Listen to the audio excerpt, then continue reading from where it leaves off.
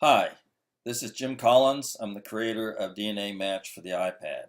Today I'd like to go over with you one of our enhanced tools, the Surnames tool, and how it works for you. It's been greatly improved in version 2.0. So the place I really want to start with actually is in the Persons tool. So let's just tap on the Persons tool, and we're going to look for my sister Alice. Do a search, and there she is. Okay, you'll notice in the detail view that there is a box of text called Surname Notes.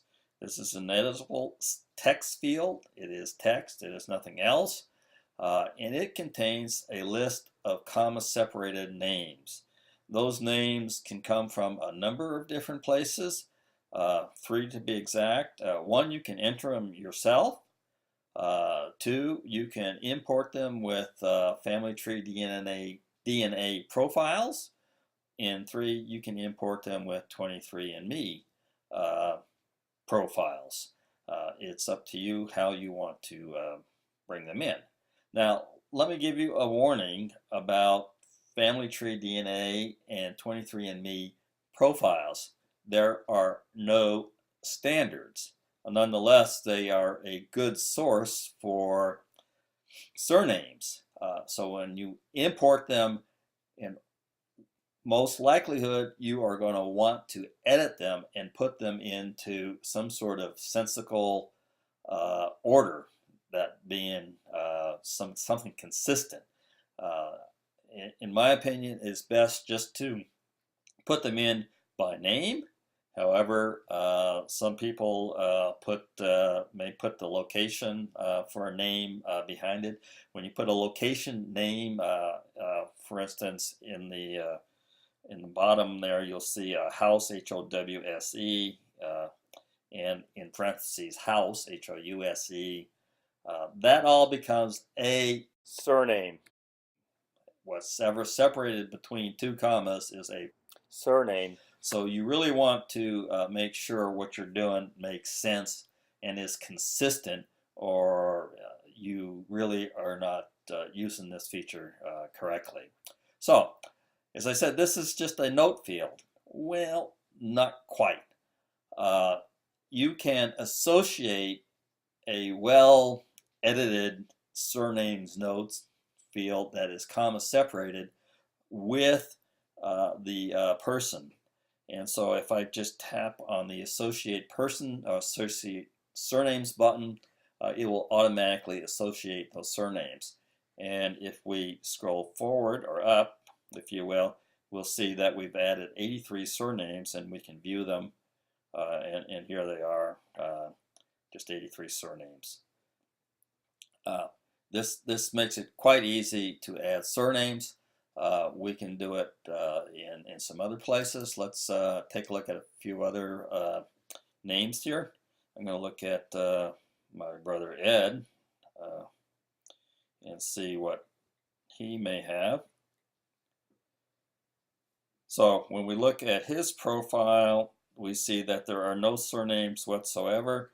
So I'm going to just add a couple in. I'm going to add Collins and Smith, S-M-I-T-H. It is not case sensitive. It is sensitive in terms of the spelling. So if you spelled Smith, S-M-Y-T-H, that would be another surname that is separate from Smith. To associate them, simply tap on the associate button, and we can see that there were 2 surnames added, and we can view them, Collins and Smith. Let's take a look at another brother, Brian. Okay, I'm going to search for Brian, and there we go.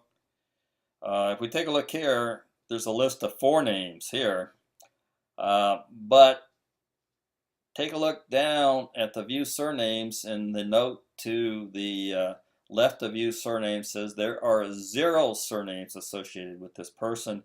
If we do a view of it, we'll see that there's nothing there. again, remember the surnames note is just a note, but you can associate the fields or the names that are in that note with the person.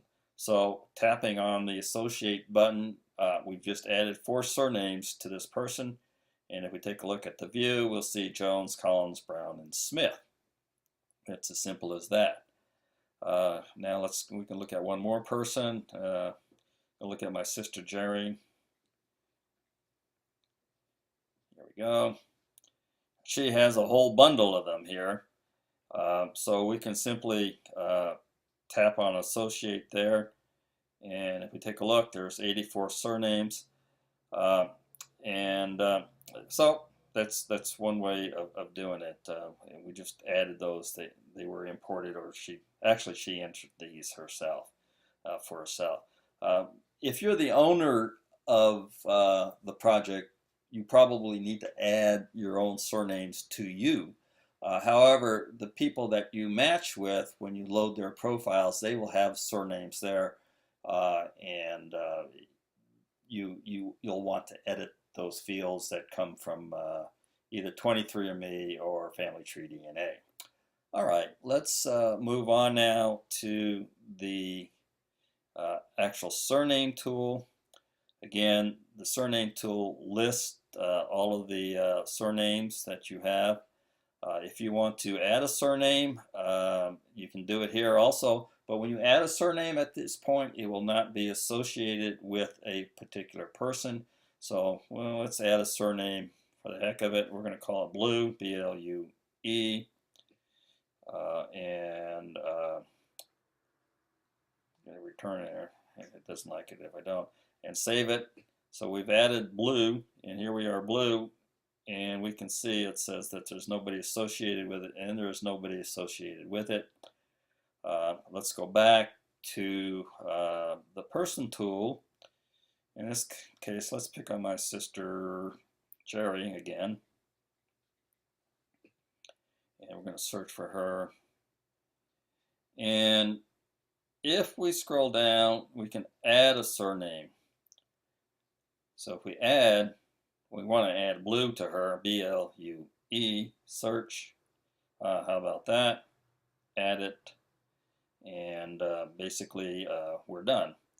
And so if we go back to view, somewhere in here we'll find Blue.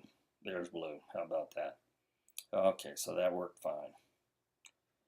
Come back to the Surnames tool again. If you look at the list and go all the way down to the bottom, at the menu at the bottom, there's Edit, A to Z, and 9 to 0. The 9 to 0 is a neat little feature. It will sort the surnames numerically in a descending order based upon the number of profiles that are associated with an individual surname. So if we go 9 to 0, we find that there's 4 profiles associated with Collins and another 4 associated with Smith, and there's 3 with Brown. And let's take a look at the 3 in Brown. Okay, there we go, 3 on Brown. We look at Smith. There's the 4 on Smith, and if we looked at Collins, there's the 4 on Collins. If you look at it, you'll also see that there is a location, or you can add 1 or more locations.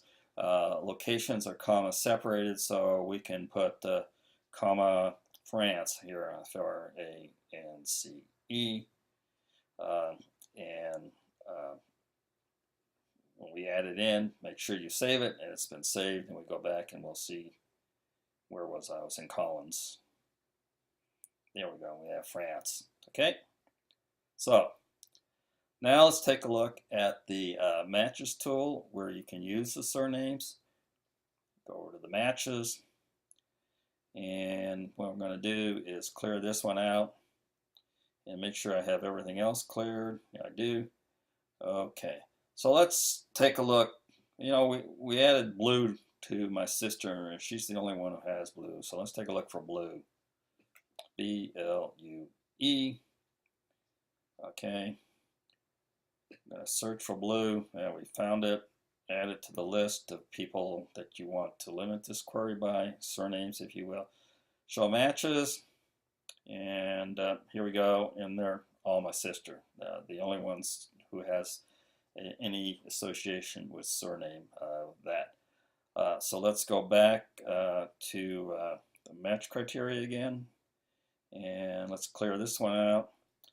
And if you remember, we added a criteria. We can add a location. If we add, let's go to France. Take a look and see if we can find France.